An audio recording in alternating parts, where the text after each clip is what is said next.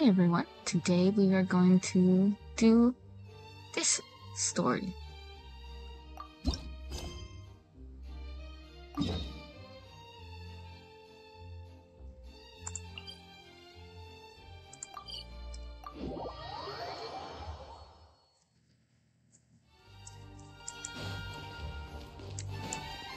Huh?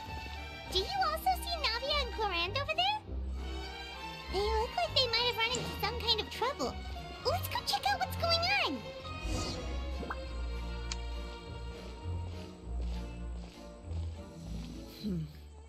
Still no dice? Not at all. And I've asked pretty much everyone in the court of Fontaine already. Lynette's ears drooped as soon as she heard that we'd have to be out and about for days on end. And Fremine, he hid himself under his helmet as soon as he realized there'd be people around that he didn't know. What about Chiori and Charlotte? I feel like both of them would be more than up to it. I've asked them already, but they're both pretty busy right now. I just gave the members of the Spina a few days off, too, so I don't want to bother them either. This is getting pretty difficult. Navia, Clorinde, what's up? Oh my. Well, if it isn't my dear partners. How are you all doing? Huh. Navia? Huh? Oh, you mean... Yep, this is our chance. Do you need our help with something? Oh, precisely.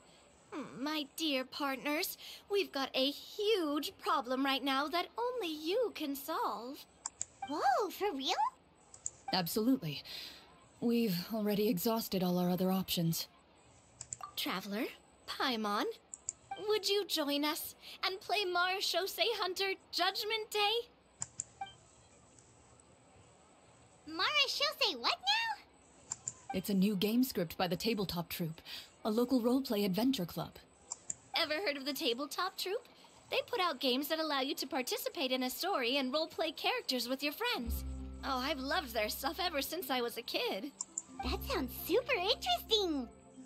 Clorinde and I are both veteran members of the club. Recently, someone came up with a new script and was looking for people to help playtest it for them. And when they asked, of course I couldn't refuse. I mean, come on, a brand new script? Nobody has ever played it before. Generally speaking, scripts at that level of development have a lot of issues, but I think this one is pretty solid. The author obviously put a lot of work into the story, and the world building is also quite credible. Whoa. I know I was the one that handed you the script, but some of us haven't read it yet. No spoilers, please. Anyway, the script calls for a team of 4. Ah, yes. We're missing one final player right now. So, you're saying you'll help us out? I knew I could count on you, partner. Paimon and the Traveler are kind of a package deal. Is that okay? That's not a problem.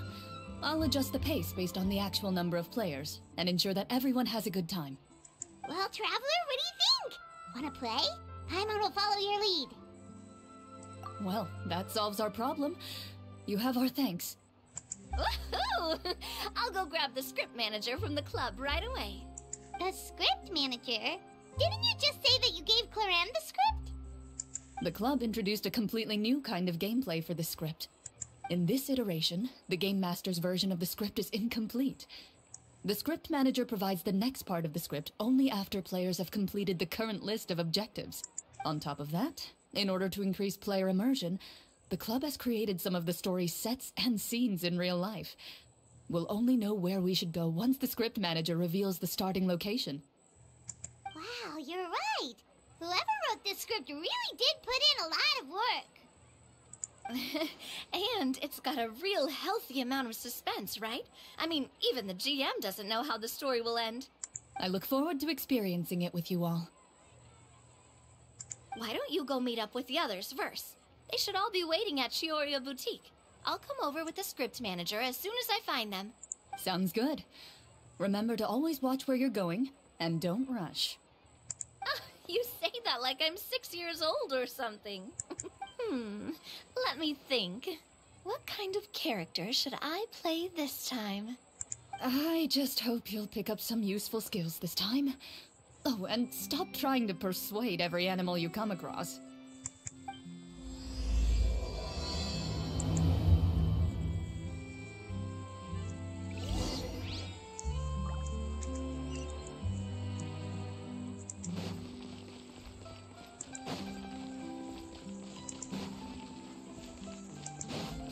Keep up.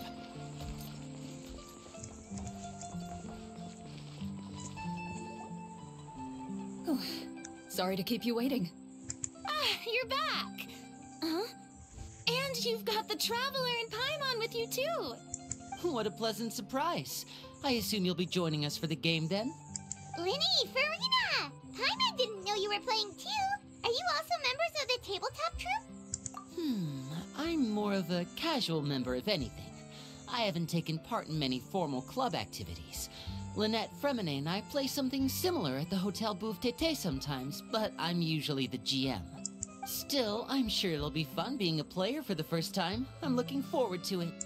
Well, I'm not a member of the club at all.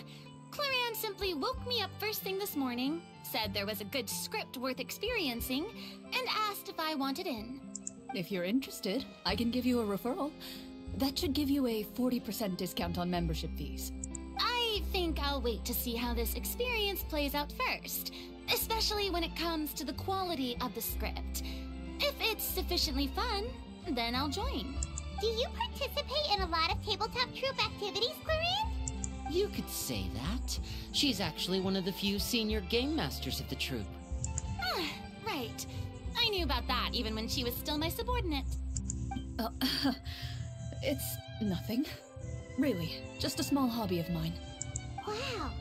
Paimon's so used to seeing you be all upstanding and intimidating as the champion duelist. It's kind of hard to imagine you role-playing with a bunch of friends. Surely you jest. I would never intentionally make things difficult for my players. I maintain a clear boundary between my professional and personal lives. The me you see at court represents the law and order of Fontaine. I put all personal feelings to the side and grant a fair duel to all who seek to defend their honor. But in my personal life, I'm just an ordinary person. Someone who feels anger and sadness, just like everyone else. Well, you say that, but for all the time I've known you, I don't think I've ever seen you cry. I've seen you get angry, sure, but now I'm wondering whether you were actually mad or if it just looked that way from the outside. I was probably in work mode during those times. Is that so? Well, in any case, I just feel like even in your personal life, you don't get emotional very often. So you want to see me cry? That might be a little difficult.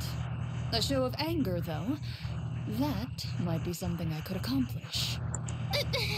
No, that's not what I meant.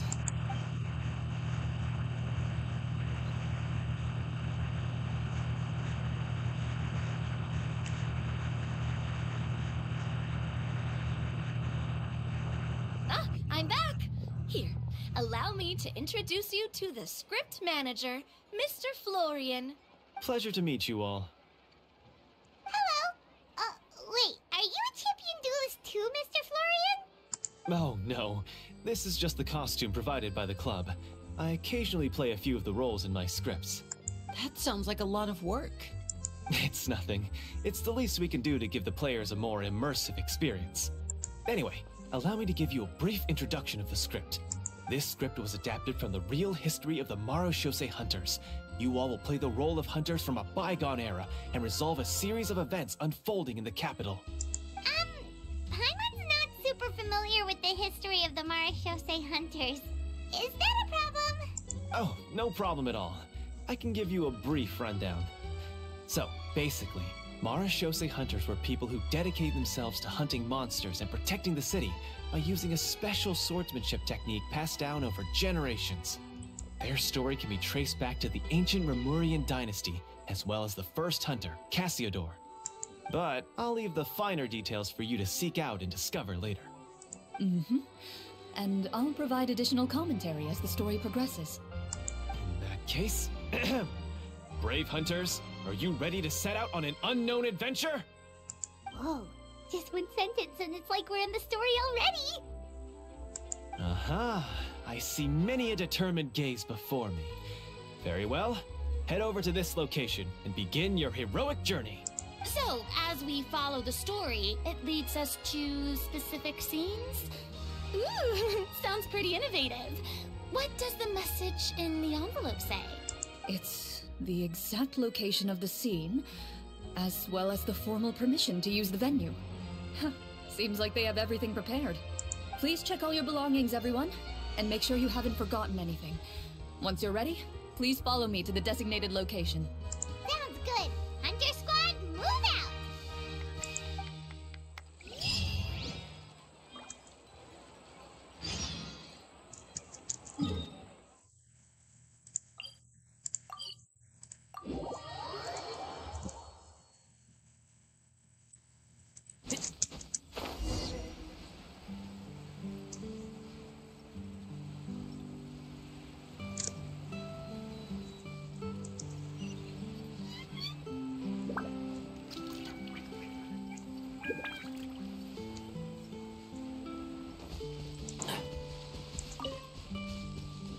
Keep up.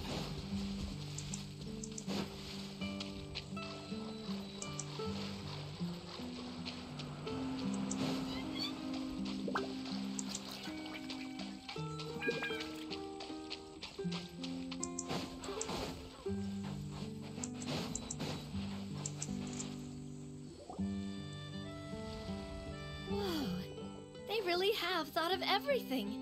Even the Fatometer is here and ready to go for us. The Fatometer. What's that? It's a card that's used to determine action success or failure. We'll need to use it when we try to use certain skills. And what about all the dessert and tea? Is that for us as well? That's what the message said. Oh, really? That's so nice. It feels just like a tea party with friends. Those snacks have Paimon's name written all over them! I think you might be more of a snack hunter than a Marachose hunter, Paimon. Snack Hunter Paimon reported for duty! If there are delicious snacks to be found, Paimon will track down every last one! The desserts are great. But I'm still looking forward to the story more than anything. Very fair. Then, let us begin. First, please pick up the blank character cards in front of you, and write down your name and profession. You can find an abbreviated version of the rules printed on the back of your character card.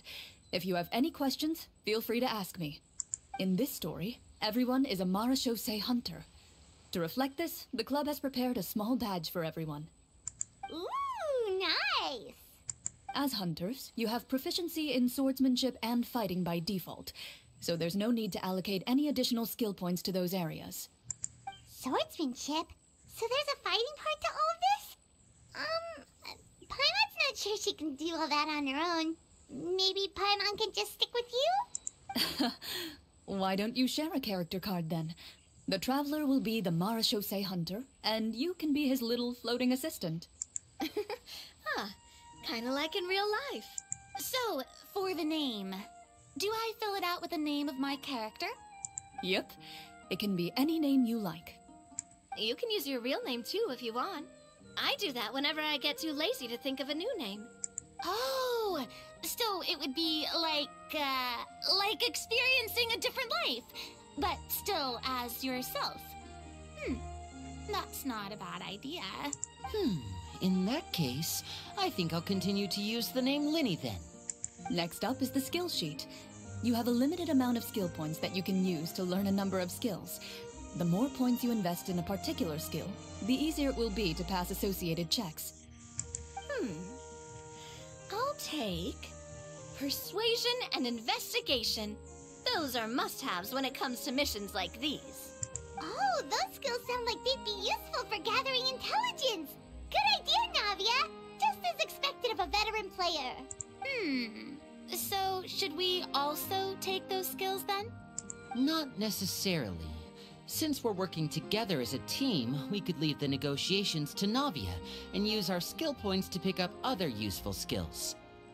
For example, I think I'll take stealth and sleight of hand.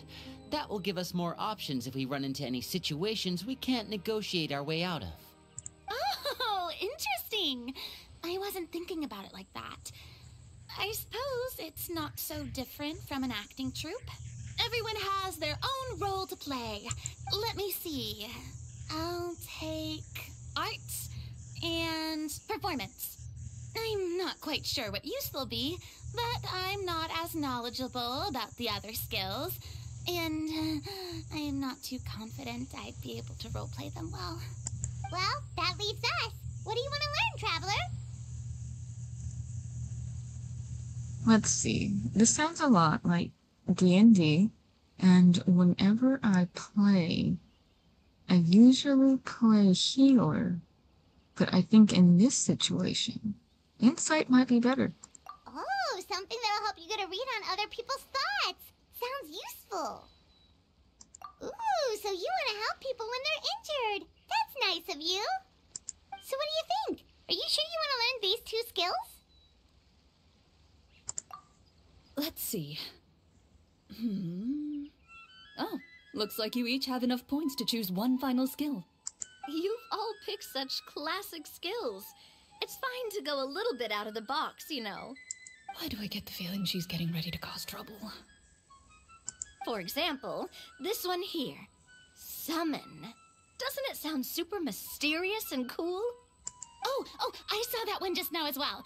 The description says, this skill can be used under certain circumstances to summon characters or creatures that fit the script's world-building rules. The script's world-building rules, huh?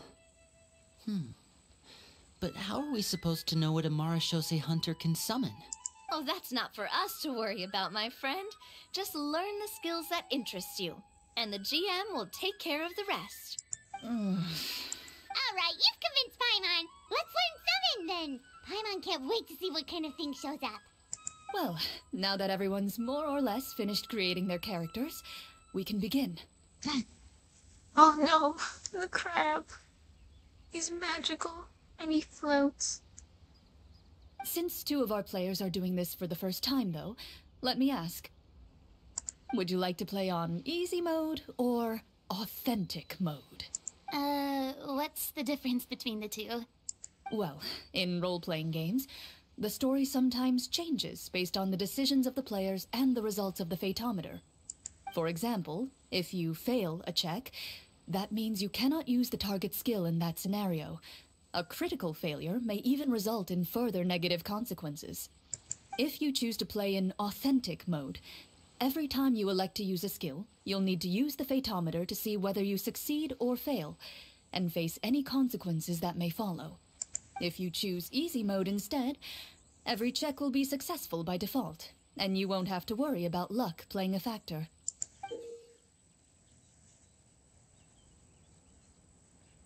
The random checks triggered by the Fatometer often serve as indicators for Destiny's course or success or failure of an action.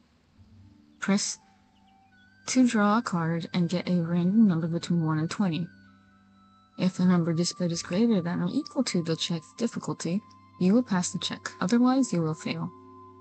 Sounds very, very familiar. The random checks triggered by the Fatometer often serves as an indicator for Destiny's course, or the success or failure of an action. Oh, okay.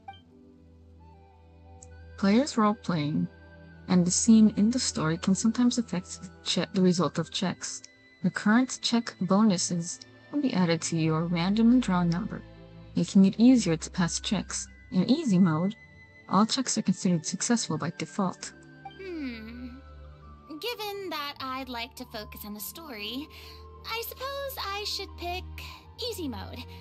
I'd feel bad if I brought the team down by failing my checks. Huh? Oh, come on. Don't worry about that. RNG is the lifeblood of role-playing games. I'm going with authentic mode for sure. Never knowing what you might have to overcome. Ugh, doesn't that sound exciting? I'd rather be mentally prepared for what might happen. All right, then I'll mark down Farina for easy mode. All her checks will be successful by default. As usual, Navia and Linny will play on authentic mode. What about you, dear partner? How would you like to play? Oh, we are playing authentic. Are you sure? Yes. Trust me, you'll see the beauty of RNG. Honestly, I don't think Clorinde would make things too difficult for us, no matter what the Fatometer says. Isn't that right, Clorinde? No promises. That wasn't super reassuring. Well, anyway, enough talk.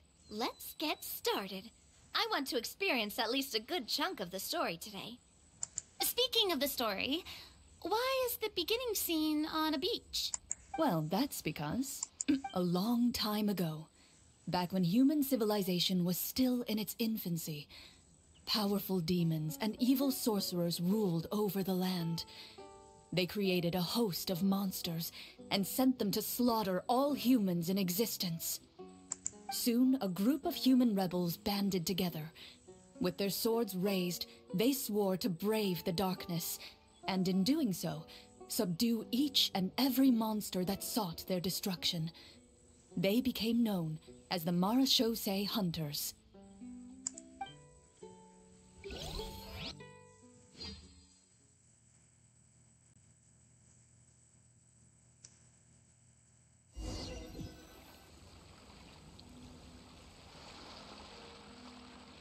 Sometime later, as a member of the Marachose Hunters, you receive a commission. Following the address provided on the message, you take a boat and arrive at this strange city. As you inhale, you can taste the slightly salty air of the docks as you begin to survey your surroundings.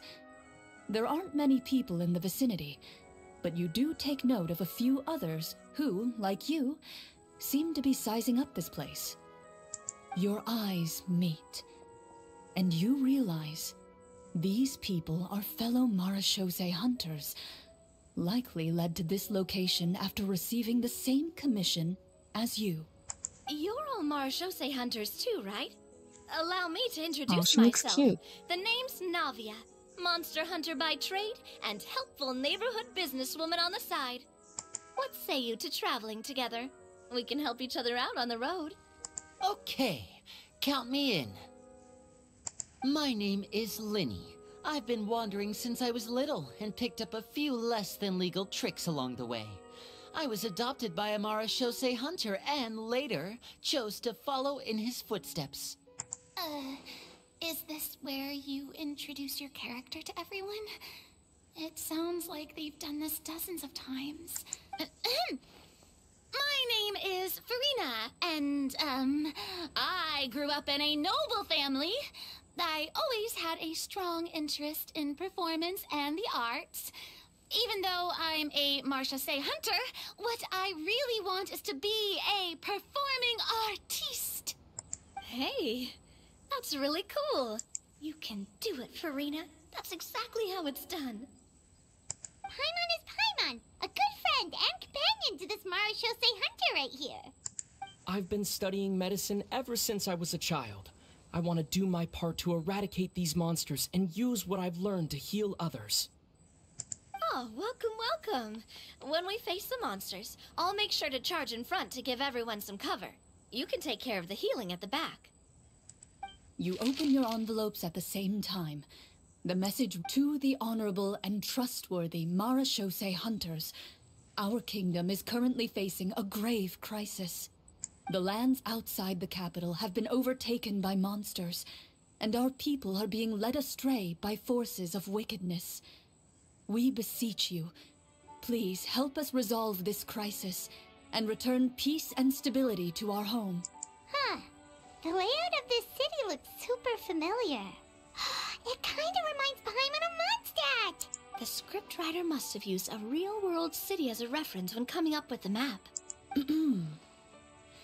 As experienced hunters, the layout of the city reminds you of places once traveled. You recall the sight of tree-lined streets and the gentle tranquility of days gone by. Yet, as you regard the city in front of you, It appears to be little more than an empty shell. Its hollow gates are open to you, beckoning you to come forth and bring salvation back to the town. I carefully read every line of the letter and turn my attention to the signatures at the bottom. Who issued this commission to us? You see a long string of unfamiliar names. It would seem that many of the residents of the city issued this commission together. They sensed that things were not right within the kingdom and sent a distress signal to the outside world. In that case, why don't we take a walk around the city and see if we can learn anything from the local residents? Oh, good idea. We might be able to get some leads on the monsters and bad guys we're after. You look up and see a tavern nearby. It appears to be open for the day. Why don't we go check out that tavern? If the novels I've read are anything to go by, taverns are usually full of information.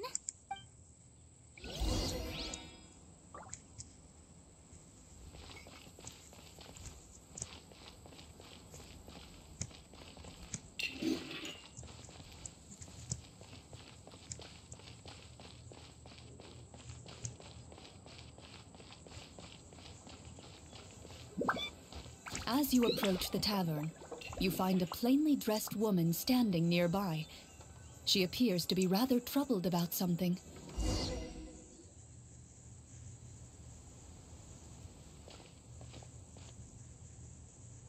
Greetings, friend. Lovely weather we're having today, don't you think? Oh, hello. I suppose you're right. The weather today is quite lovely. If only those monsters out there would stop causing trouble. It seems like every character included in the script has a certain amount of useful information to offer. If we keep asking questions, we might be able to get some good leads. Oh, come now, don't be sad. Life is all about optimism. Oh, that reminds me. What did you have for breakfast this morning? Huh? I don't think that's the kind of question we're supposed to ask. Nothing turns a frown upside down like good food. How about some macarons? I could make you some. You didn't even take cooking as one of your skill proficiencies. That's not necessary, miss. Excuse me for saying this, but you don't really look like a chef.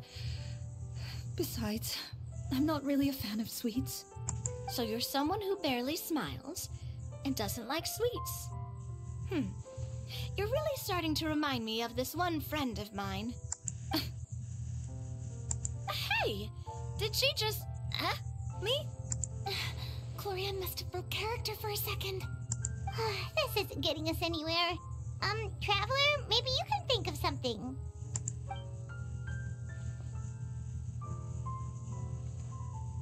The results of insight checks aren't disclosed to the players, so I'll be the one consulting the fatometer.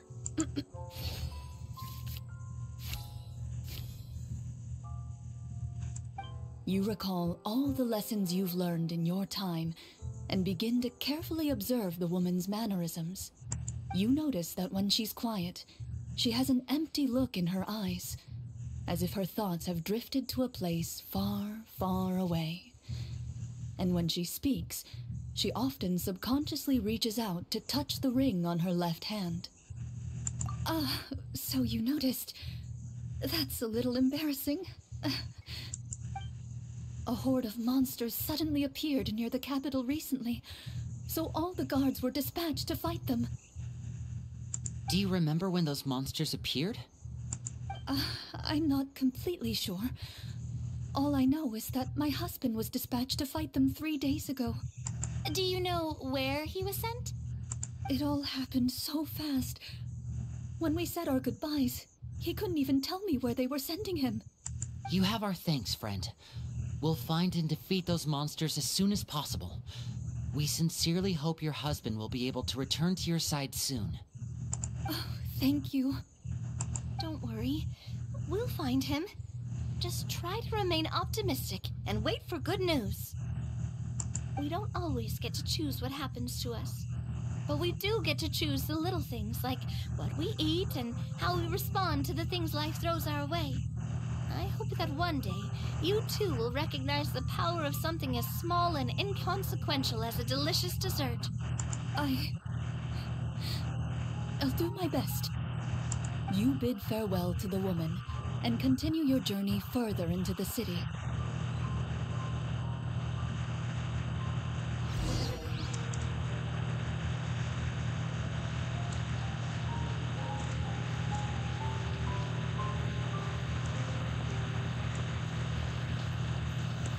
As you venture further into the city, the streets appear largely empty.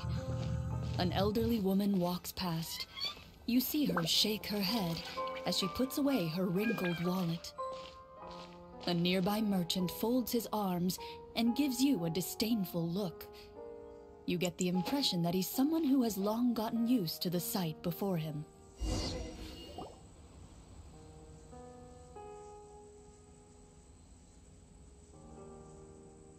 Although he doesn't seem very friendly, merchants are usually a good source of information, right? Pardon me, sir. I'd like to ask a question if I may. That depends. How much are you willing to pay? How about this much? What do you take me for? Some lowly beggar? You can't even buy half an onion with that amount. Surely an onion can't be that expensive, right? What do you know? War's nearly upon us. Everything costs several times what it did before. If you're not gonna buy anything, then scram. Whoa, what a nasty guy. Maybe we shouldn't even bother talking to him. But he still might have information we need. Traveler, can you think of something? Okay,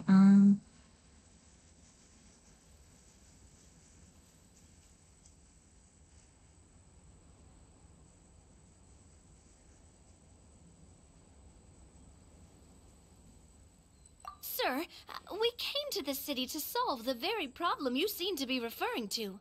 The war you mentioned, would it happen to be against the monsters outside the city? If you happen to be well informed and know a thing or two about what's going on, we'd appreciate it if you could share that information with us. After all, the sooner this problem gets resolved, the easier it will be for you to do your business.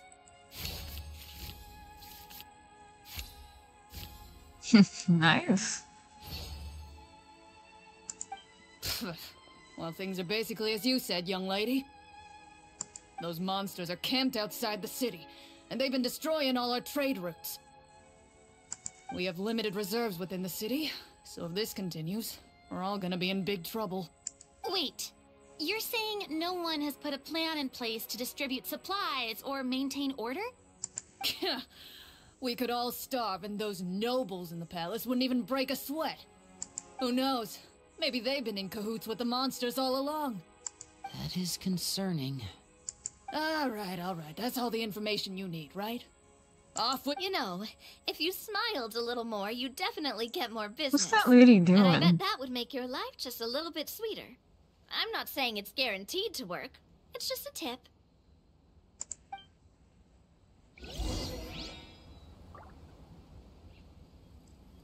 Oh, okay, there's flowers over here. It's like she was trying to flower the walls or throwing things at the wall. But no, she got stuff she's redoing. Should we try to go somewhere with more people? Oh, how about the city square? Follow me.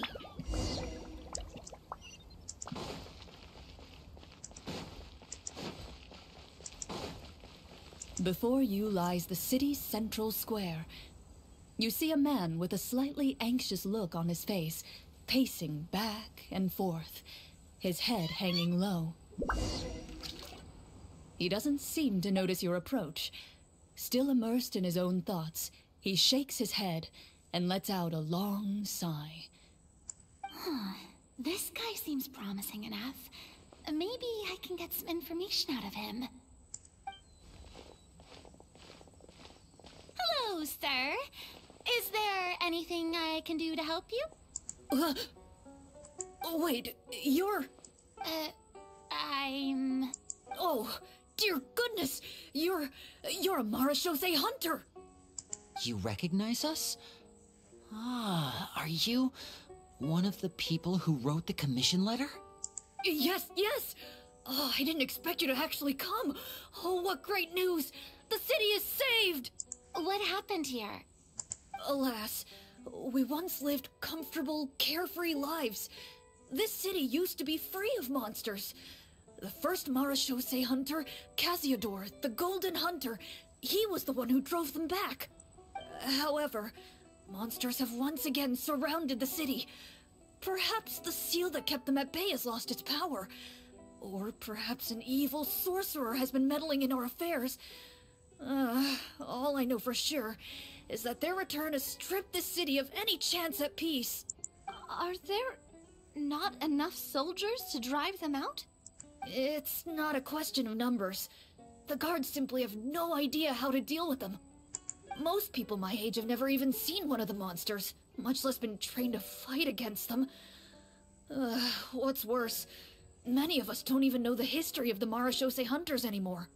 When I was a child, though, my grandfather would tell me stories about how the Marashose hunters drove back the monsters. So, on the off chance that something might come of it, I decided to reach out to you. To be perfectly honest, I was starting to think all those stories were just tall tales. But now that I've seen you in person, I finally know that it was true. Well, you can rest easy, friend. The righteous and formidable Marashose hunters are on the case. The man is touched by your determination and resolve. His eyes begin to well with tears of relief. Still, if we are going to hunt the monsters, we need to know where to find them. All I know is that the area outside the city is dangerous. I'm afraid I can't point you toward a specific location. Oh, although, if you leave the capital through the main gate and follow the road, you should run into a group of guards. They might know more about where to find the monsters. I see. We'll go look for them then. All right, be careful. Oh, and one last thing. The monsters outside the city are just part of the problem. There are evil sorcerers inside the city as well, so be on your guard. They're actively working with the monsters, and have corrupted the court ministers with malicious magic. They're the reason why, even inside the city, everything has been a giant mess. Even one of our kindest ministers has turned into a boorish and unreasonable figure, interested in nothing but enacting laws that exploit the people. Who knows how much longer we'll be able to go on like this. Talk about being stuck between a rock and a hard place. I feel bad for him. Maybe we should try to cheer him up? Huh? Like, now? Is this really the right time? I appreciate your kindness, but for now, it's more important to focus on the crisis at hand. Brave hunters, I leave the future of this kingdom to you.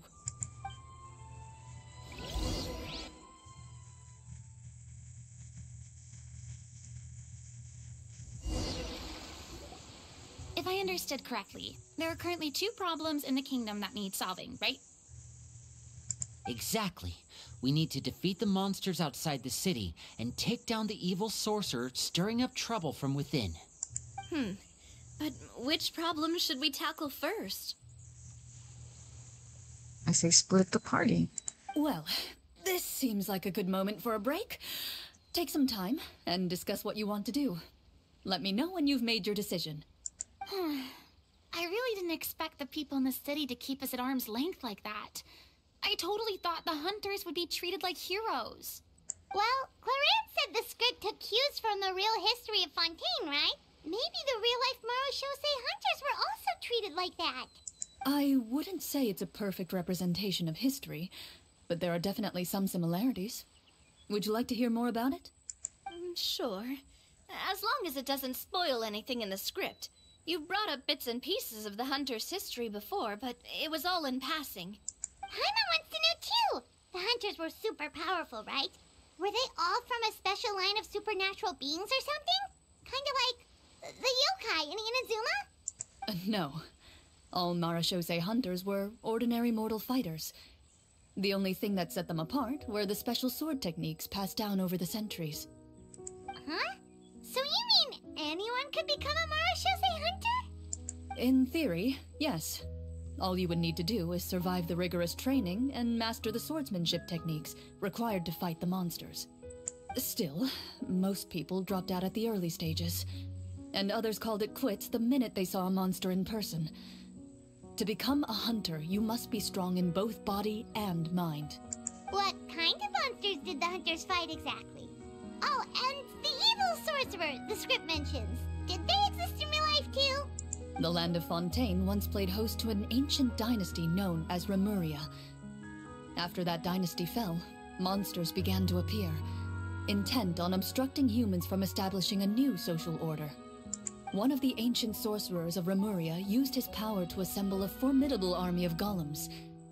He sought to use that force to establish himself as king. Now, wait a second. Don't tell me that guy was the inspiration for the evil sorcerer in the script. We still haven't found any in-game information on him yet. So, why don't you talk about someone else for now? Well, I wasn't planning on going into anything you might be able to find out in the game.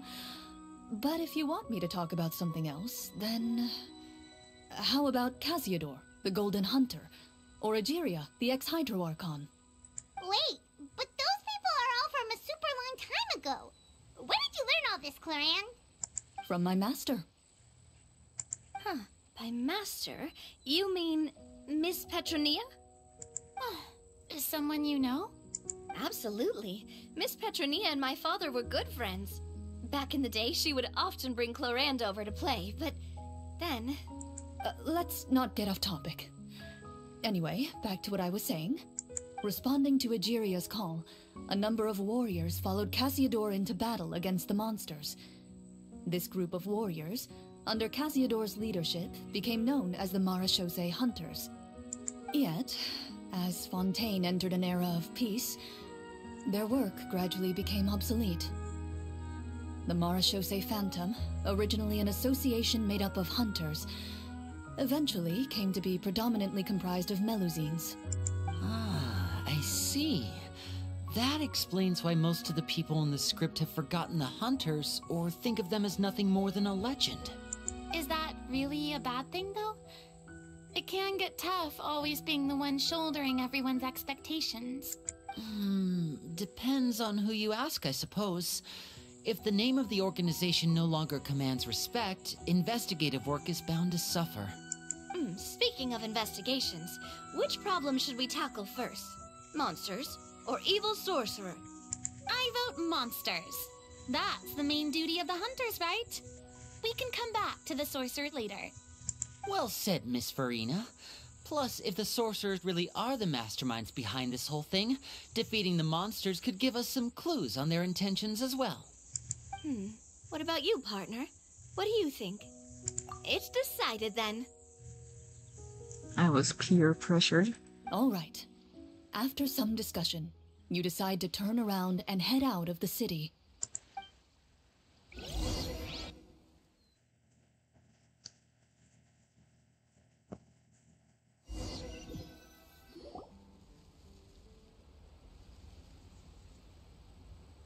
Let's take a look around, like that guy said. You there! Outsiders, halt! Who's there? An armored man approaches you. He has a tall, muscular build and a determined expression in his eyes. Just one look, and you can tell he's fought in his fair share of battles. Although he's trying his best to conceal his current state, his uneven gait and the sweat dripping down his forehead make it obvious that he's been wounded and is in serious pain. I'm the captain of the guard. I saw you sneaking around the city earlier, so I'll only ask this once. State your purpose, or it's off to the dungeons for the lot of you. Wow, it's been a while since someone's been this suspicious of us. Why is he British? I said talk, not whisper between yourselves. Have you ever heard of the Marashose Hunters? Marashose Hunters? Ha! That fairy tale, you mean? What, you expect me to believe you're one of them?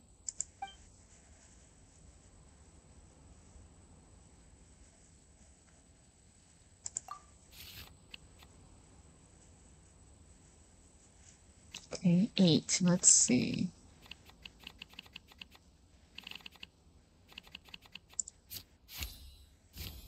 Six, of course.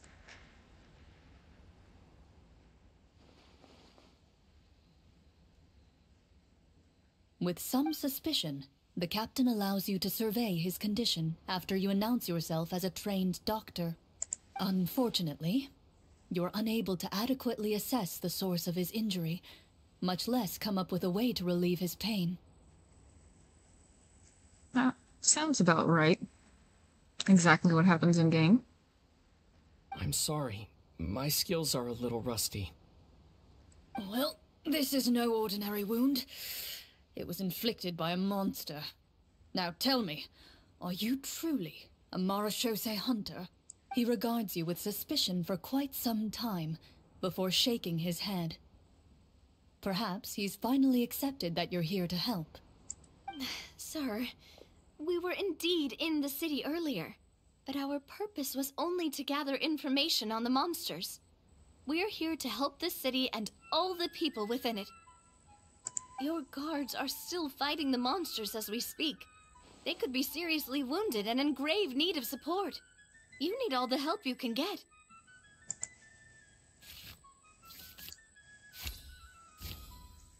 Okay. Good for her. The man regards you with doubt and concern. After a period of inner struggle, he lets out a long sigh and informs you of the locations where the monsters have appeared. Some of our new recruits have never even dealt with a petty thief, and now they're out there fighting monsters. If it weren't for this cursed leg. Oh, please, sir. Don't get too worked up. You need to focus on your recovery. Just leave the monsters to us. We're Marachose hunters, after all. Hearing you say that, a glimmer of hope flashes in his eyes. But it disappears almost as quickly as it came. Those monsters aren't easy to deal with. But if you insist on going, I won't stop you either. I just hope all the guards will be able to come back to their families alive. I wish you the best of luck.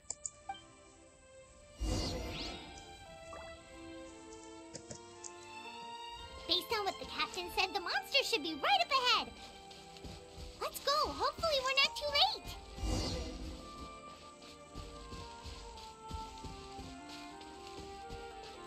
As you approach the battlefield, you see numerous people lying by the side of the road. They appear to be dressed like guards. Their faces are filled with desperation and terror. Some are screaming and cursing in vain, as if still trying to banish the monstrosities they saw from their minds.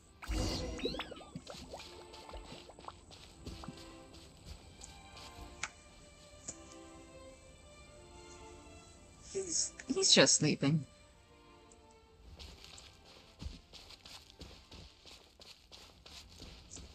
A few of the wounded look up at you in shock and disbelief. Quick, leave this place. Turn around and don't look back, they yell.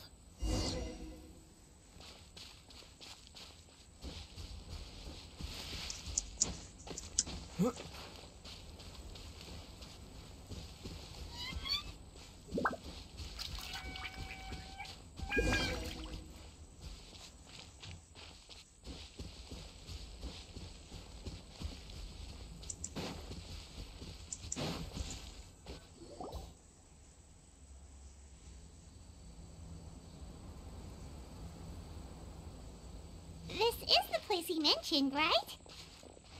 You see broken iron swords scattered all around you, and downed trees riddled with terrifying claw marks.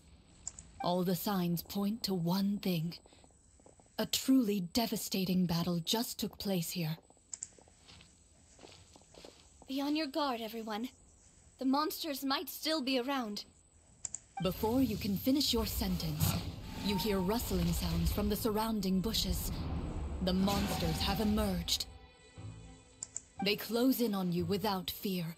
You get the impression that, in their bloodthirsty eyes, you're just another meal for them to devour. A little help here! This thing wants to eat Paimon! Your battle round begins now. Nice. I love combat in D&D. Even though I'm a healer and don't have much skill in fighting, I love to do it anyway.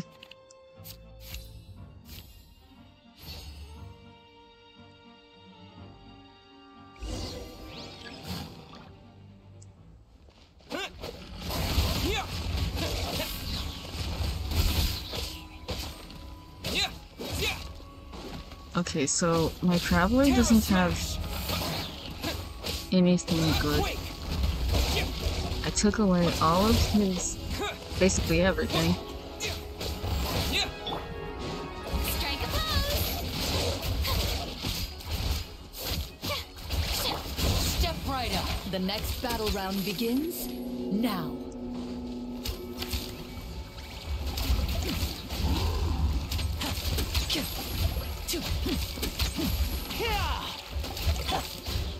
Feeling lucky? And voila!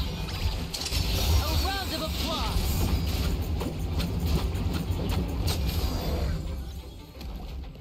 The monsters let out a terrifying roar of anger and resentment before dissipating into thin air. Ugh, thank goodness it's over. We're lucky the Marashose Hunter class came with all those preset skill points. Otherwise, we would have been in some real trouble. I never knew the Fatometer even determines the amount of damage you inflict. If you get unlucky, isn't it just game over right then and there? That's part of the fun. The uncertainty of fate is what gives these games their appeal. See, I agree with Navia. I do get a lot of, I do fail a lot of my checks.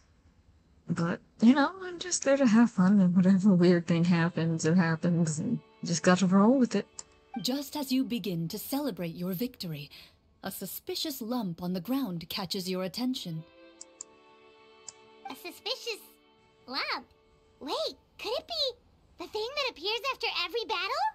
I walk up to it, crouch down, and begin to carefully examine it. I've still got my right glove on, so it should be fine for me to touch it, right? As you investigate the mound, you discover that the exposed portion appears to be made of wood. It was previously obscured by the large form of the monsters. With the monsters gone, the small protrusion now awaits your discovery, poking out of the ground like a shy flower bud. Whoa, it's a treasure chest!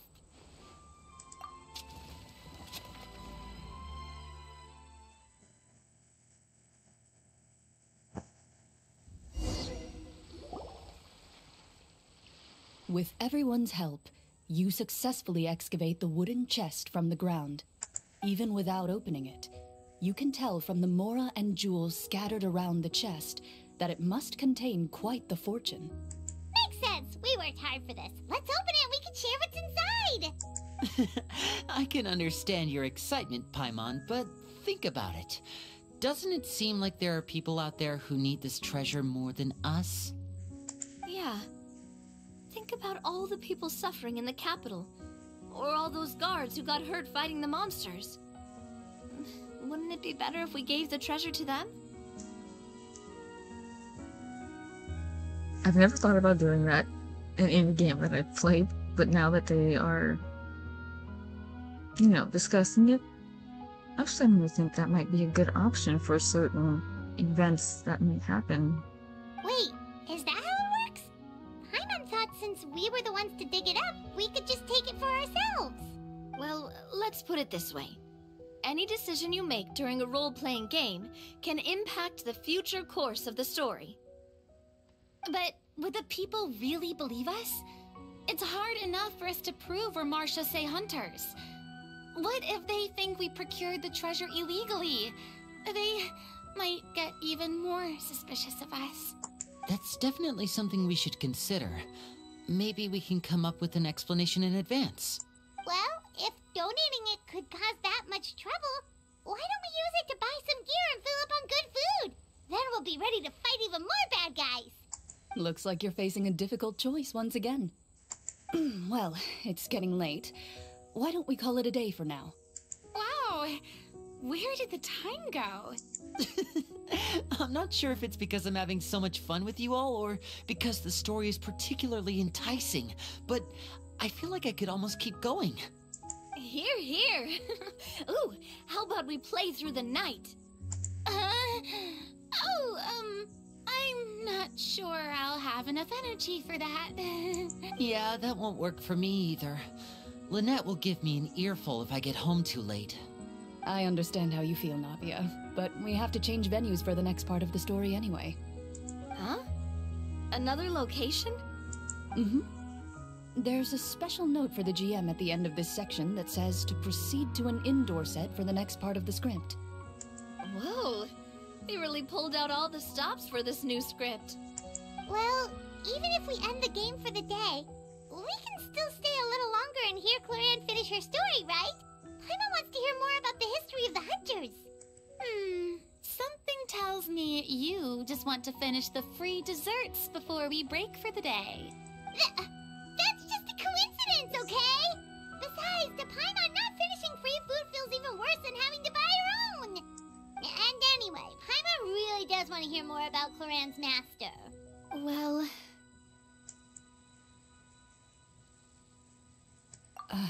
It's nothing. I appreciate the concern, but it's all in the past. It won't do any harm to share these things now.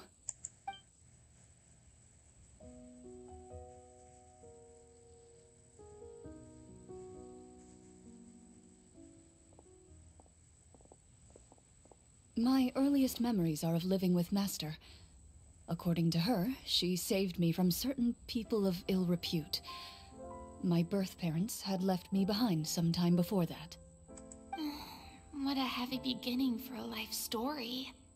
Master was a fascinating individual, if inexperienced in the ways of raising children. My first ever toy was a short sword.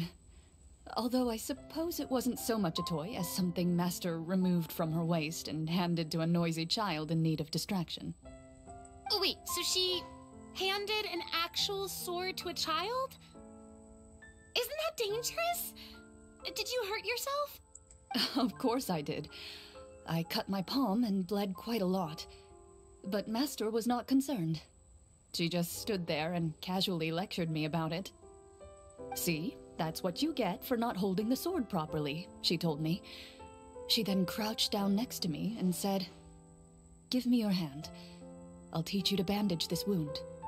After that, it's time to learn how to truly hold a blade." Excuse me for asking this, Clorinde, but how old were you exactly when all this happened? Probably around, 3, give or take. 3?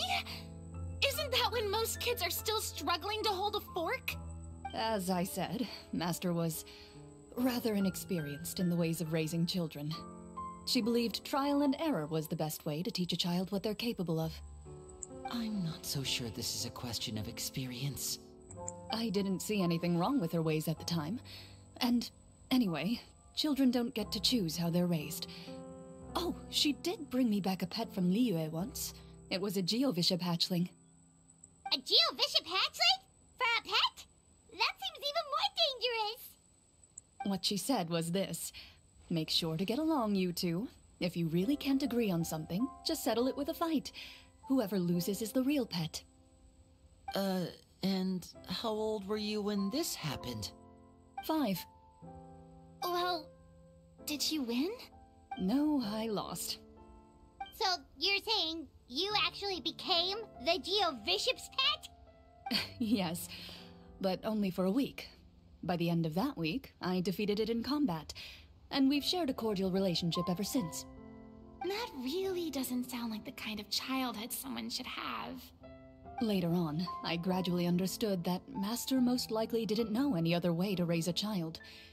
She was a Marashosei hunter, but I never heard her bring up her own parents. Thanks to her, I learned how to navigate the forest by the age of 6, and could hunt monsters in the wild by myself the year after that. Even though the training she subjected me to was strict, she always made sure to take me traveling when she had the time. We met many of her friends during those days. That was also how I met Mr. Callis and his family. I still remember the first time we met. You were too scared to join our picnic and hid behind Ms. Petronia the whole time. I still hadn't really met many children my age at that time, so I didn't know how to interact with others. After that, though, you started coming over a lot. You loved challenging people to shooting competitions, remember? I don't think many members of the Spina ever beat you in one of those. I had a lot of fun during those days. I enjoyed them too. Oh, do you remember that one time we went exploring around the Spina together? We overheard Papa call your master Fontaine's Protector of Justice. We tried to pretend like we never heard anything, but you nearly let it slip that one time. Protector of Justice? Oh, wait, you mean that vigilante hero from 20 years ago? The one who was always active at night? Yep, that would be her. She often would put on a black cloak and go out at night. I never knew where she went or what she was doing. Until, like Navia said, we overheard the truth from Mr. Callis that night. 20 years ago, huh? I still remember the guards leaving all kinds of witness reports about her on Nervalette's desk. My apologies. Oh, there's no need to apologize. You had nothing to do with it. And anyway, everything she did was for a good cause. Although, calling herself the Protector of Order was a bit much. Especially when she deliberately operated outside the law. Huh? When did the Protector of Justice become the Protector of Order? Oh, she had a bunch of code names. I heard she would just come up with a name on the spot whenever she was asked. Later on, she probably got sick of answering those questions and decided to stick to just two. The Protector of Justice and the Protector of Order. That sounds like her, all right. I bet she forgot which of the two she'd use by the time she got back each night. Well, she certainly sounds like a fascinating individual. With her strong sense of justice, it's no surprise her student followed in her footsteps. It's true. I always wanted to become like her. Someone powerful, independent, and with a strong sense of conviction. But... She suddenly disappeared the night I turned 10 years old. Disappeared? What happened? I have no idea. She didn't even leave a note. I was never able to find out where she went. That night, I was celebrating my birthday at Navia's house, but Master never came to pick me up. When I returned home on my own, it was to an empty house. When she still didn't appear after a few days, I went to Mr. Callis's house to ask about her whereabouts, but he only shook his head. Papa probably didn't know either. I know he sent a few people to investigate the matter in secret, but they never found any credible leads. Don't worry, I understand. To be perfectly honest, given Master's personality and way of doing things, it all made a lot of sense. If I had to guess, I'd say she probably used it as an opportunity to force me to become independent. Just like how, when a litter of kittens reaches a certain age, the mother willingly leaves them behind. Were you upset, Clorinde? I was at first, but not anymore. I don't believe Master would suddenly disappear for no reason. There must have been something she just had to do. Well, despite everything, you still managed to follow in her footsteps and become the greatest champion duelist in all of Fontaine. You're practically a living symbol of law and justice. I suspect my position would be far too by the books for her. Master always did whatever she pleased. But you're right.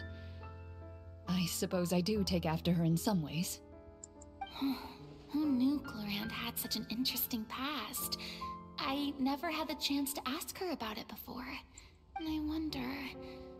if Clorinde's master were the champion duelist back then, would that duel against Mr. Callis have gone differently? Oh no. Judging by the atmosphere, Clorinde and Navia are probably thinking something similar. The mood just got super awkward all of a sudden. Well, anyway.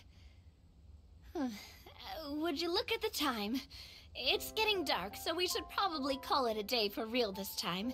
If we keep talking like this, we really will be here all night. I had a great time today, Miss Clorinde. Thank you for being our GM. Anytime. The script was good, but I've got to say, your childhood stories were even better. Hey, you should tell us more about that fight against the Geo-Bishop sometime. Maybe your master was onto something. You could be right. What does she mean, onto something? I certainly don't know any 5-year-olds who want to fight a bishop in their spare time. Guess I'll head back as well. I need to save my energy if I want to continue enjoying the story tomorrow. You're that excited to hear about my fight with the bishop? I was talking about the script.